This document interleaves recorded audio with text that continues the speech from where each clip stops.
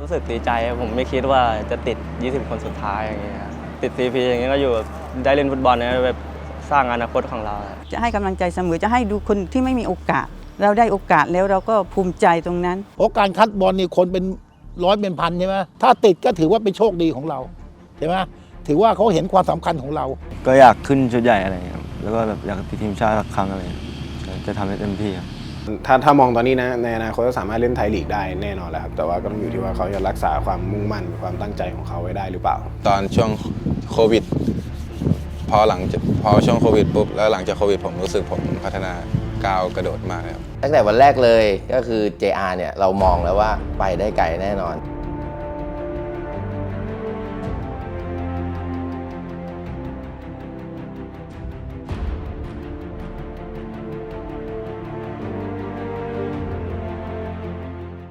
It began with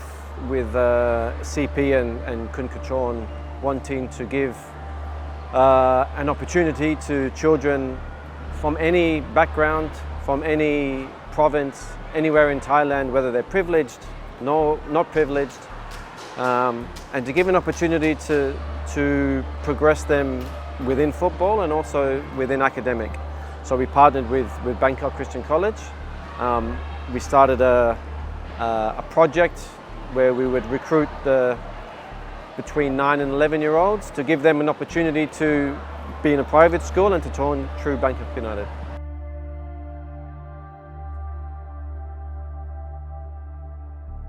ผมชื่อวรรณสมีดาราครับชื่อมินครับ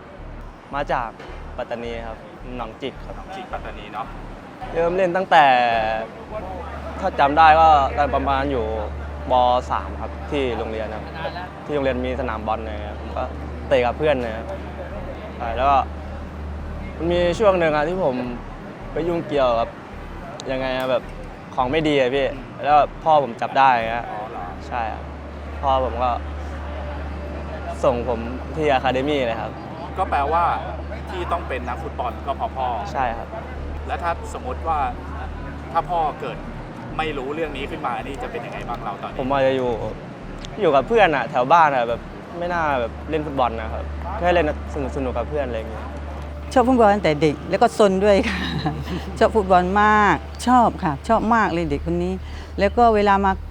มาไปขับตามที่สนามเนี่ยชอบแอบมาคนเดียวแล้วก็ไปกับเพื่อนค่ะแกชอบมากไงชอบมากจริงๆเลยค่ะตอนนั้นผมมาทั้งหมดครอบครัวผมมาเพื่อมาคัด CP จำได้ประมาณคัดประมาณ4 วันครับก็ที่สนามนนท์ด้วยที่โรงเรียนนะ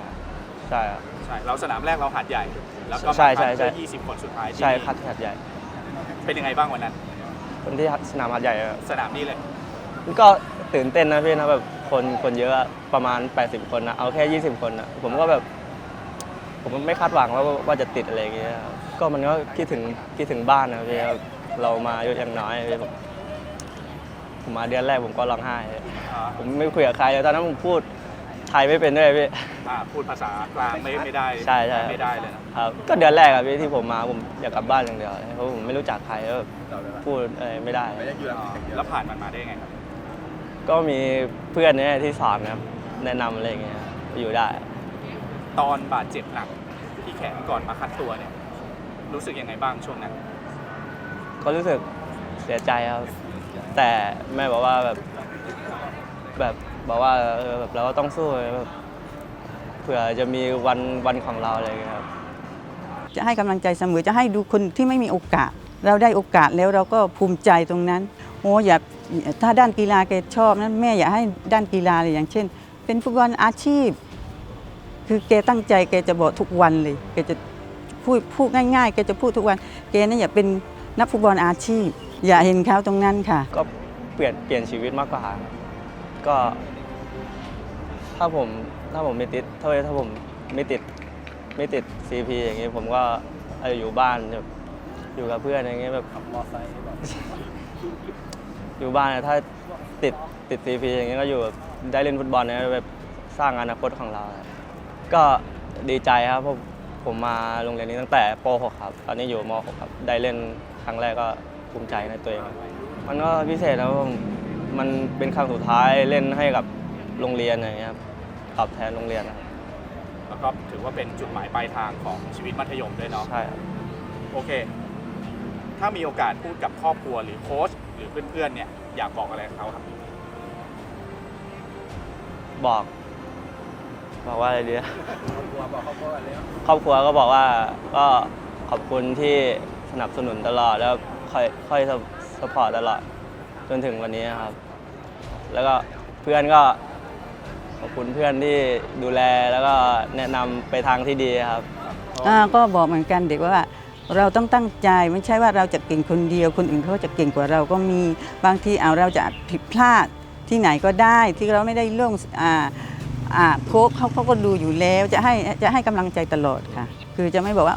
ไม่ได้ลงไม่ได้นะลูกไม่ได้ไม่มีแบบนั้นคือจะให้เกนั้นคิดว่าในแง่บวกเสมอค่ะ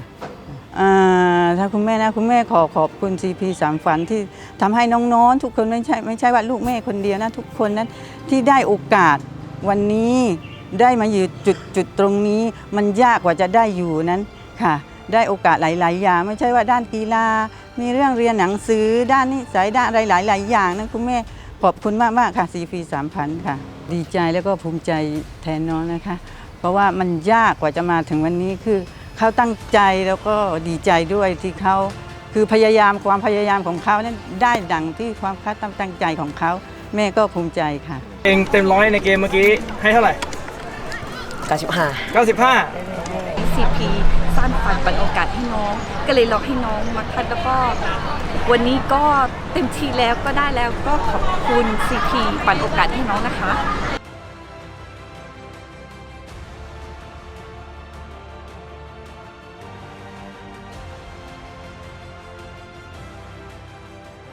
จากนี้ไปเป้าหมายของวันฮัสมีนดอลล็อกในเส้นทางนักฟุตบอลคือ ก็ต้องเล่นไทยลีกครับทีมชาติด้วยครับ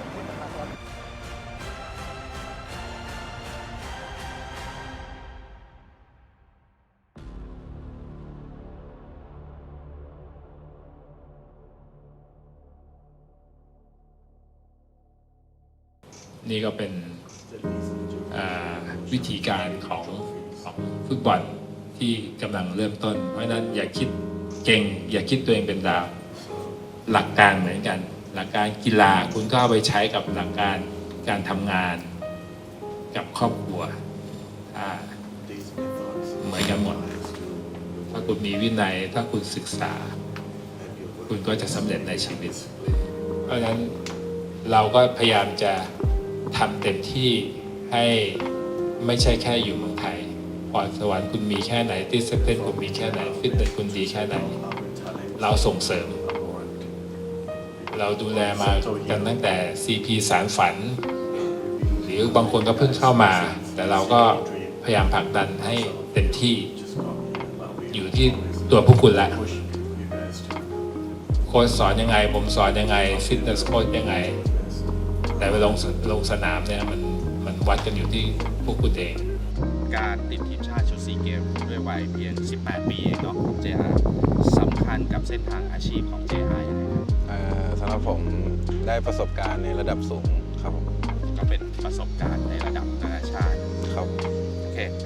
คิดว่าปัจจัยที่ทำให้โค้ชหวังเลือก JR คืออะไรน่าจะเกมรับดีมั้งครับ JR มักพูดถึงเราว่าเป็นแรงบันดาลใจรู้สึกยังไงที่ได้ยินอะไรแบบนั้นก็รู้สึกดีครับที่ผมเป็นกำลังใจให้น้องเป็นแรงบันดาลใจให้น้องตั้งแต่ผมอายุ6 ขวบยา5 ขวบครับครั้งแรกยายพาไปซ้อมที่อะคาเดมี่ครับตอนเด็กๆก็ยังไม่จริงจังเล่นกันเฉยๆครับก็พัฒนามากกว่าเดิมเยอะครับมีเด็กหลายๆคนในคริสเตียนครับที่เป็นโครงการชีวิตสานฝันของเราครับก็อยู่ในสายตาของพวกทีมงานซับโค้ชโดยเฉพาะผมอยู่แล้วแล้วก็ได้คุยกับทางโค้ชคือพี่เบียร์แล้วก็แดนนี่เราได้ประสานงานกันอยู่แล้วแล้วก็จริงๆโดยเฉพาะ JR ครับมีจุดเด่นทั้งเรื่องรูปร่างความแข็งแรงแล้วก็ความดุดันเป็นเด็กที่ตอนนั้นยังเรื่องสรีระยังไม่ได้เป็นจุดเด่นนะครับเพราะว่ายังตัวเล็กอยู่แล้วก็ยังผอมๆไม่ได้สูงเหมือนตอนนี้ครับแต่ว่าสิ่งที่มีก็คือทักษะฟุตบอลเขาทำได้ดีมากๆถ้าเทียบกับเด็กรุ่นเดียวกันครับ ในเรื่องทัศนคติครับแล้วก็เรื่องทักษะที่มองว่าถ้าเทียบกับเด็กรุ่นเดียวกันเขาก็ดีกว่าเด็กคนอื่นค่อนข้างที่จะมากแล้วก็รวมถึงจริงๆโครงสร้างเขาก็มีโอกาสที่จะพัฒนาไปสู่สรีระที่มันสูงแล้วก็ความเร็วที่เขามีตั้งแต่เด็กครับเป็นเด็กท็อปในรุ่นนะต้องบอกว่า CP สานฝันรุ่นที่2เนี่ยเราคัดพศ 2549 เนาะซึ่ง JR เนี่ยเกิด 2510 ซึ่งเท่ากับว่าเขาแบกรุ่น1ปีนะโครงการนั้นที่เราทำขึ้นมานะก็คือเป็นเด็กที่เด่นในรุ่นอยู่แล้วแหละไม่งั้นไม่สามารถที่จะแบกรุ่น1ปีแล้วก็ติดเข้ามาในโครงการได้ซึ่งเป็นคนที่มีความมุ่งมั่นนะตั้งแต่แรกเจอเลยแล้วก็มีความคิดที่มันโตกว่าเด็กในรุ่นเดียวกันนะครับก็ในเรื่องเทคนิคแน่นอนครับ JR ทำได้ดีกับลูกฟุตบอลมากๆในพาร์ทที่มีบอลส่วนพาร์ทที่มีบอลก็เป็นเด็กที่อ่านเกมเก่งฉลาดแล้วก็เขาเรียกว่าสมรรถภาพร่างกายดีมากๆในปัจจุบันครับด้วยความสูงเขาแล้วก็เป็นคนที่ตัวสูงแต่ไม่ได้ช้ามีความเร็วแล้วก็เล่นได้หลากหลายตำแหน่งครับส่วนเรื่องทัศนคติก็เป็นเด็กที่ไม่กลัวใครแล้วก็กล้าเล่นตลอดเวลามีความกระหายมีกึ่งจะมีเรียกว่าอีโก้สูงนิดๆแต่ก็ไม่ได้เป็นอีโก้ที่ในความหมายที่ไม่ดีครับสิ่งที่จะทำให้เขาไปถึงเป้าหมายก็คือความคงเส้นคงวาของเขาเองแล้วก็ความเป็นมืออาชีพแล้วก็ที่สำคัญที่สุดคือทัศนคติครับในการซ้อมในการลงเล่นทุกครั้งที่เขาเล่นพี่ว่าถ้ามีหลายๆอย่าง 3-4 อย่างที่พูดไปเนี่ยคิดว่าน่าจะเป็นนักเตะตัวหลักของเราในอนาคตได้แน่นอนจริงๆ JR เด่นมาตั้งแต่ปีที่แล้วจะตู่2 ปีที่แล้วแล้วก็พอมาปีนี้ก็ยิ่งชัดขึ้นไปอีกครับก็เป็นเพชรเป็นงามของเราคนหนึ่งครับสำหรับ JR ตอนช่วง10 ขวบผมก็ปกติครับตอนช่วงโควิดพอช่วงโควิดปุ๊บแล้วหลังจากโควิดผมรู้สึกผมพัฒนาก้าวกระโดดมากครับหมายถึงพัฒนาการในเรื่องร่างกายครับกายใช่ไหมใช่ครับตั้งแต่วันแรกเลยก็คือ JR เนี่ยเรามองแล้วว่าพอเขาได้ทำได้เล่นแล้วมันทำออกมาได้สำเร็จซึ่งอัตราความสำเร็จของเขาที่ทำออกมามันสูงกว่าเด็กคนอื่นซึ่งทำให้โค้ชมองว่า JR ไปได้ไกลแน่นอนครับถ้ายังรักษามาตรฐานหรือพัฒนาในจุดต่างๆเนี่ยขึ้นไปได้ในจุดที่สูงขึ้นได้เรื่อยๆครับแน่นอนครับเล่นไทยลีกผมมองว่าได้อยู่แล้วถ้าน้องยังรักษาความตั้งใจตรงนี้ไว้ครับรวมถึงมีโอกาสติดทีมชาติชุดใหญ่แล้วก็ถ้าเป็นไปได้ผมคิดว่าน้องก็มีโอกาสที่จะได้ไปเล่นต่างประเทศอะไรเงี้ยด้วยบ้าครับบ้าในที่นี้แบบไม่ได้หมายความว่าในเรื่องไม่ดีนะแต่หมายถึงว่าเขาไม่กลัวใครจริงๆเวลาซ้อมกับรุ่นพี่เวลาซ้อมกับคนที่แปลกหน้าเขาก็กลืนไปกับทุกคนได้เร็วแล้วก็ไม่ได้สนใจเวลาทำผิดพลาดก็จะเป็นเด็กที่ลุกขึ้นมาได้เร็วลืมความผิดพลาดได้เร็วแล้วก็กลับมาสู่เกมได้เร็วครับจะได้ทุกตำแหน่งเลยทุกตำแหน่งของหน้าได้ไหมได้ประตูกลัวบอลนิดหน่อยได้อยู่แต่กลัวบอลนิดหน่อยนะได้อยู่โอเคJR มันก็ตามที่เห็นครับก็จะดุหน่อยส่วนนอกสนาม JR ดุไหมไม่ดุครับกลัวแบบยอมเพื่อนทุกอย่างครับยอมเพื่อนแต่มันคุมโรงเรียนไม่ใช่เหรอคุมทุกคนแต่แบบเพื่อนปล่อยไงแต่ทุกคนมันกลัวทุกคนใช่แต่ก็คือแบบกับเพื่อนก็ไม่มีไรน่ารัก It's humbling if that can be any it's you know you've seen them since they were 9-10 years old and growing up it's humbling to see how far they can come because you can mold them and you can get their pathway into something that could be the best in Thailand and some of them have that opportunity and proud. I think the biggest thing is as a club, as a parent myself, as a coach, there's a lot of pride in it. It signifies that we're doing the right things. It signifies that when we did these trials, the selection process was done well. Again, national team, they go in, they come out, new players come in, come out. It just means they're on the right path. Just because they haven't been in now doesn't mean they won't in the future, but it means they're on the right way. ซีเกมครั้งนี้ได้เล่นในประเทศไทยกดดันไหมติดทีมชาติครั้งแรกแล้วก็ต้องเล่นที่ประเทศไทยด้วย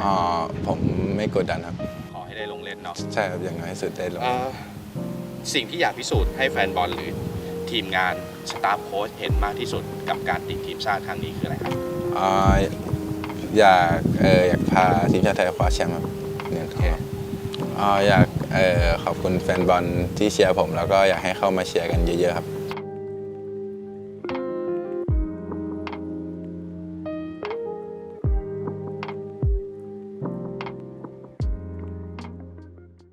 ก็ได้เพื่อนใหม่ได้พี่น้องใหม่ครับเพราะว่าแบบตาเขาพาไปมีแต่คนใหม่ๆเขาก็เลยชอบพาไปอะไรเงี้ย แล้วตอนนั้นเราไม่มีกิจกรรมอื่น มีครับมีแบบว่าเดาะบอลโชว์อะไรเงี้ยครับ เหรอ ไปบอลโชว์ใช่ครับ อ๋อดอกบอลโชว์นี่เริ่มแต่กี่ขวบ ก็ประมาณ 7-8 ขวบอะไรประมาณนี้ครับ เฮ้ยขนาดนั้นเลยเหรอได้กี่ที ก็ตอนนั้นยังน้อยอยู่เลยครับประมาณ 300-400 ที ไม่ได้หน่อยนะ โหแสดงว่าคุณตานี่เขาเข้มงวดไหมสไตล์คุณตาเป็นไงเล่าให้ฟัง ก็ไม่ค่อยดุเท่าไหร่ครับแต่เขาแค่อยากให้โฟกัสในแบบฟุตบอลอะไรอย่างงี้ใช่ครับ อ๋อสมัยก่อนเนี่ยฉายานี้เป็นยอโย่งพี่ยอโย่งสยามกีฬาเป็นผู้ตั้งให้อย่างยอโย่งเขาตั้งหลอเรดาร์ผมขึ้นเนี่ยต้องเรดาร์เฉลิมวุฒิมิดฟิลด์ช้างช่างทอง เปิดบอลนี่แม่นเพชรชาตินายกปิยพงษ์ผิวอ่อนสมานดินเทียบปีกปลาก็เป็นนักข่าวส่วนมากสื่อมวลชนตั้งไม่ห่วงเลยกล้าเนี่ยผมบอกเลยผมไม่ห่วงชีวิตเราถึงบอกว่าเราก็ไม่เคยมีใครมาสั่งสอนอะไรมากเราดำเนินชีวิตด้วยตัวเองเลือกทางเดินเองอะอันนี้ดีนะพ่อแม่บอกไม่ดีอย่าทำนะถ้าดีมึงทำไปเลยถ้าวันไหนมึงทำไม่ดีกลับบ้านโดนถลกมุ้งตีขาโดนไม้เรียวตีน่องแต่กล้านี่ผมดูแล้วมันเป็นเด็กที่มีความรับผิดชอบสูงนะครับเรื่องเรียนก็เรียนมันไม่ไปนอกลู่นอกทางมันเป็นโครงการดีมากเลยครับแล้วว่าที่กล้าเขาไปคัดเนี่ยผมไม่ไปคัดแต่กล้านี่เขาไปกับแม่เขาเนี่ยเขาไปคัดเนี่ยเขามีความมั่นใจนะครับผมไม่ได้ถามเป็นไงเขาไม่ได้ว่าจะต้องติดไม่ติดเราไม่ได้หวังไว้แล้วนะผมคิดว่าเรียนที่ไหนก็ได้ ถ้าติดก็ถือว่าเป็นโชคดีของเราใช่ไหมถือว่าเขาเห็นความสำคัญของเราเพราะการคัดบอลนี่คนเป็นร้อยเป็นพันใช่ไหมบางทีเขาก็ดูไม่ถึงหรอกบอกตรงแต่ดูด้วยความสามารถเขามองปั๊บถ้าเป็นเราเป็นโค้ชเป็นนักบอลเรามองออกเลยเล่นสโมสรไซด์ให้ดูเด็กด้วยว่าไอเด็กคนนี้ให้บอลได้ไหมเคลื่อนไหมทักษะฟุตบอลการจับบอลการออกบอลเป็นยังไงเขาจะมองจุดนี้มากกว่านี่กาก้ามันก็คงโชคดีแล้วก็มันทำในสิ่งที่มันทำได้คือทักษะฟุตบอลมันได้ผมว่าทักษะฟุตบอลเนี่ยโค้ชมองรู้เลยว่าเด็กคนนี้มีทักษะเป็นยังไงไม่ใช่มีแต่กำลังหมดไม่มีทักษะมันก็เสร็จเห็นไหมแต่ว่าเด็กญี่ปุ่นมันถึงบอกว่าทักษะต้องมาก่อนเบสิกต้องมาก่อนเดาะบอลเลี้ยงบอลส่งบอลเลี้ยงส่งมงยิงต้องให้ได้มันถึงจะครอบครองบอลได้อะไรจากคุณตาบ้างได้การมงการยิงอะไรอย่างเงี้ยครับแล้วก็ทักษะส่วนตัวแบบว่าอินดิวิดวลอะไรอย่างเงี้ยด้วยหลังจากจบไอ้บอลถ้วยนี้ยังไม่ได้คุยกันเลยเป็นไงบ้างก็เสียดายครับเสียดายแต่ไม่ได้เสียใจครับเพราะแบบทำได้เต็มที่เพราะว่าแบบทำเต็มที่ไปแล้วอะไรอย่างเงี้ยไม่มีอะไรให้เสียใจอยู่แล้ว Sense of pride, I think, is watching them grow as children to men. That's my personal pride. Yes, the football is important and the academic growth and these things, but watching these young kids at 9 and 10 years old, every single month, every year, growing up to men, is for me is proud,